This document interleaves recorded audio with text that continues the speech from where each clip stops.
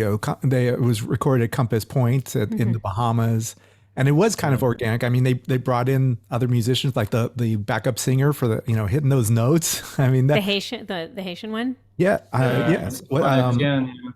What's her name again? I'm so sorry. It's Etienne, right? Yvonne Etienne, I think is her yes, last name. yeah, the one who gets all those crazy high The notes. notes. Kind of like Pink Floyd is what I was thinking of, on Dark Side of the Moon. But Yeah, it actually is like that. Yeah, the great gig in the sky. Yeah. yeah, exactly. So were they recorded in the Bahamas? Did that have an influence on the music, or how do you think that affected what came out?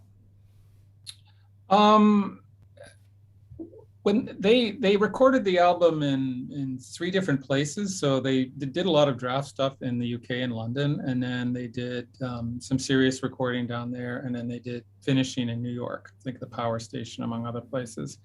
And my sense is, hearing some of the draft tapes that were done in the Bahamas, what you had was Brian Ferry's process tends to be, at the stage when he was doing most of the songwriting, so Avalon, was he would noodle around on the keyboard and come up with something that he would put on a cassette tape, and then take it down, and the band would start working on it in different ways. And so it got to that stage of like rough cuts of things. And then when it went to New York, they put on the serious production where they actually got involved with like really taking, well, 4-track stuff, 8-track stuff, and actually turning it at the end. And one of the tracks on Avalon, I think it pushes beyond 32. So it's a very sort of richly produced album.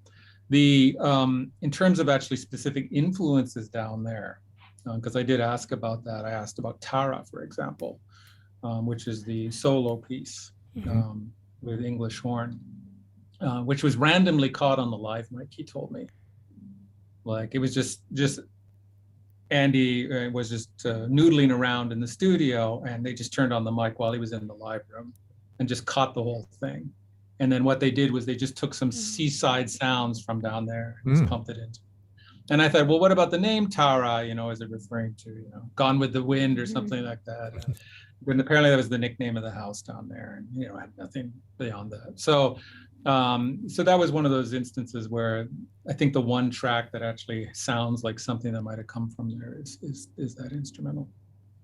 Andy Mackay was, again, just riffing. And you actually, when you listen to that solo, which is a lovely solo, it's very much like he's just working out an etude. He's going up and down scales and doing arpeggios and this and that, and with a beautiful tune on top. And it just came to him, and they just turned it on. So you can imagine Ferry's just sitting at the soundboard working on some other track, and then they just turned it on and caught that. The other things that I heard, there's one of the most beautiful songs that he written is called True to Life.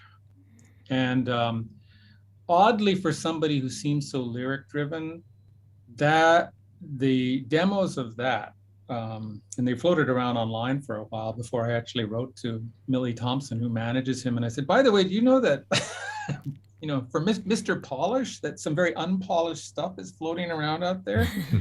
I was happy to listen to, and they got it all pulled down. But you had literally have him.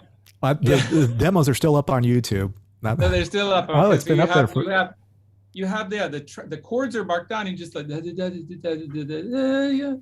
then some reharmonizations, and it was so odd to hear that the melodic line was developed ahead of the words. I always thought he was text driven, but it was not the case actually. And then the words were just assigned to it later on. So I don't think that necessarily consistently so, but certainly with Avalon, all of the demo tapes have him just sort of just doing some sort of odd vocalese Sprechstimme sort of thing, and then actually fitting in words later on. It's almost something, the affect of the sound actually inspired some lyrics later on. It's a lovely tune, really good.